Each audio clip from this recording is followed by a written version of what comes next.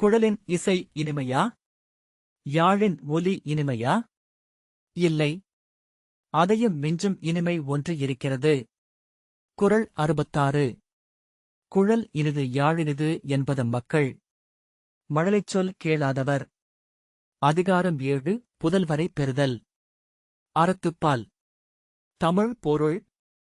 குழல், புல்லாங்குழல், இனிமையானது, யாழ், வீணை போன்ற இசைக்கருவி, இனிமையானது என்று சொல்வோர் தங்கள் குழந்தைகளின் மழலைச் சொற்களை கேட்காதவர்களே. எளிய விளக்கம்.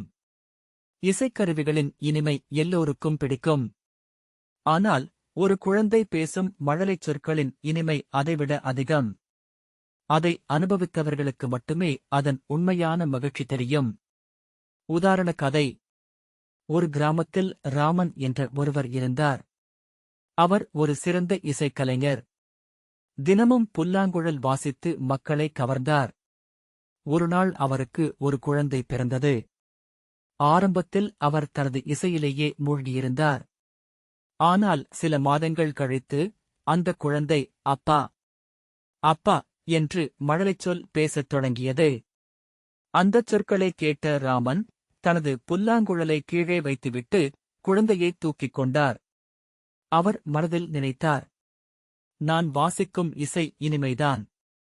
ஆனால் என் குழந்தையின் குரல் இதைவிட 1000 மடங்கு இனிமை. இந்தக் கதையின் பொருள்.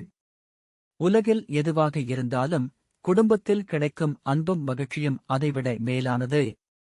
குழந்தையின் மழலைச் சொல் என்பது இயற்கையின் இனிய இசை.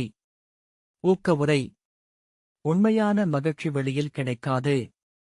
அது நம் வீட்டிலேயே, நம் உறவுகளில்தான் இருக்கிறது. நிஜ வாழ்க்கை சம்பவம். பல பெரிய மனிதர்கள், ஈவன் பிஸி ப்ரொஃபஷனல்ஸ், அவர்களின் குழந்தைகள் பேசும் முதல் சொற்களை கேட்கும்போது மிகவும் உணர்ச்சி வசப்படுவார்கள். ஒரு மருத்துவர் கூறியது, நான் தினமும் பலரின் உயிரைக் காப்பாற்றுகிறேன். ஆனால் என் குழந்தை அப்பா என்று சொன்ன அந்த ஒரு நிமிடம்தான் என் வாழ்க்கையின் மிகப்பெரிய சந்தோஷம். நகைச்சுவை உதாரணக் கதை. ஒரு அப்பா தனது நண்பரிடம் சொன்னார், என் குழந்தை பேச ஆரம்பிச்சுட்டான். நண்பர் கேட்டார், என்ன சொல்றான்? அப்பா, மொத்த நாள் அப்பா அப்பா நுதான் கூப்பிடுறான். நண்பர், அட, அது ரொம்ப கஷ்டமில்லையா? அப்பா, கஷ்டமா? இல்லடா. அதுதான் எனக்கு தினமும் கேட்க வேண்டிய இனிமையான இசை. கதையின் சின்ன பொருள். சிறிய விஷயங்களில் கூட பெரிய மகிழ்ச்சி மறைந்து இருக்கும். அதை உணர்ந்தால்தான் வாழ்க்கை இனிமையாகும். மீண்டும் குறள். குழல் இனிது யாழினிது என்பது மக்கள். மழலைச்சொல் கேளாதவர். தமிழ் பொருள். சுருக்கமாக சோகஸ்மெய்லி. குழந்தையின் மழலைச்சொல் கேட்டவர்களுக்கு எந்த இசையும் அதைவிட இனிமையில்லை. அடுத்த குறளில் சந்திப்போம். நன்றி. இந்த மாதிரி தினமும் ஒரு திருக்குறள் விளக்கம் பார்க்க கீழே இருக்கும் சப்ஸ்கிரைப் பட்டனை அழுத்துங்கள்.